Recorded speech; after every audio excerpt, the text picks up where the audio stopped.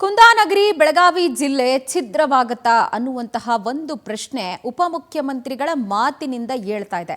ಹಾಗಾದ್ರೆ DCM DK Shivakumar ಅವರು ಕೊಟ್ಟಂತ ಹೇಳಿಕೆಯ ಮರ್ಮ ಏನು ಅನ್ನೋದರ ವಿಶ್ಲೇಷಣೆ ಈಗ ಆಲ್ರೆಡಿ ಆರಂಭ ಆಗಿದೆ.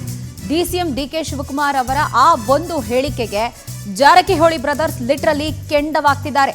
ಚಿಕ್ಕೋಡಿ ಜಿಲ್ಲೆ ಸಂಬಂಧ ಶೀಘ್ರವೇ ತೀರ್ಮಾನವನ್ನು ಕೈಗೊಳ್ಳಲಾಗುತ್ತೆ ಅಂತ ಚಿಕ್ಕೋಡಿ ತಾಲೂಕಿನ ಯಡೂರು ಗ್ರಾಮದಲ್ಲಿ ಡಿಕೆ ಶಿವಕುಮಾರ್ ಮಾತನಾಡಿದ್ದಾರೆ.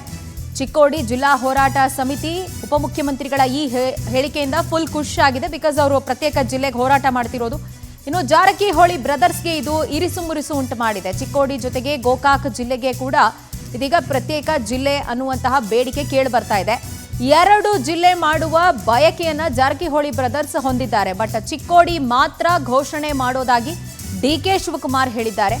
ಸದ್ಯ ಡಿಕೆ ಶಿವಕುಮಾರ್ ಅವರ ಈ ವಿಭಜನೆ ಹೇಳಿಕೆಗೆ ಜಾರಕಿಹೊಳಿ ಬ್ರದರ್ಸ್ ಅಸಮಾಧಾನಗೊಂಡಿದ್ದಾರೆ.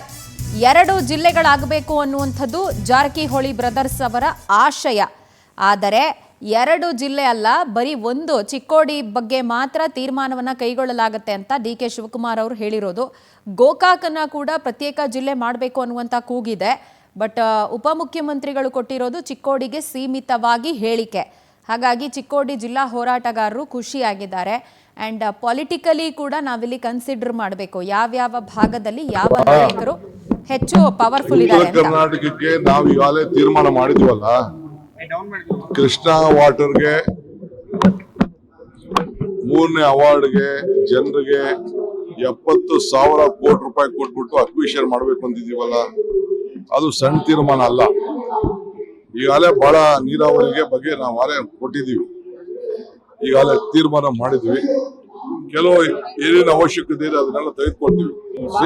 ನಾನು ಅದಕ್ಕೆ ಹೇಳಿದ್ದು, ಎಲ್ಲ ಸಂಸದರು ಒಂದು ಮೀಟಿಂಗ್ ಕರಿತೀವಿ ಡೆಲ್ಲಿಲಿ.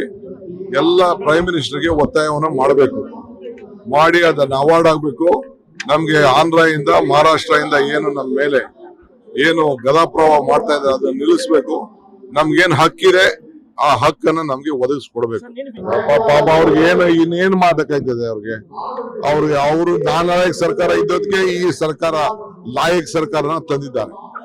ಅವ್ರದ್ದು ನಾಲಾಯಕ್ ಇತ್ತು, ಅದಕ್ಕೆ ಈ ಲಾಯಕ್ ಆದಂತ ಸರ್ಕಾರನ ಇವತ್ತು ಬಂದಿದೆ.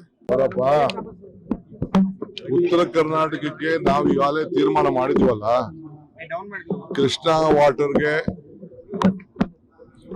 3ನೇ ಅವಾರ್ಡ್ಗೆ ಜನರಿಗೆ 70,000 ಕೋಟಿ ರೂಪಾಯಿ ಕೊಟ್ಬಿಟ್ಟು ಅಕ್ವಿಷನ್ ಮಾಡ್ಬೇಕು ಅಂತಿದೀವಲ್ಲ, ಅದು ಸಣ್ಣ ತೀರ್ಮಾನ ಅಲ್ಲ.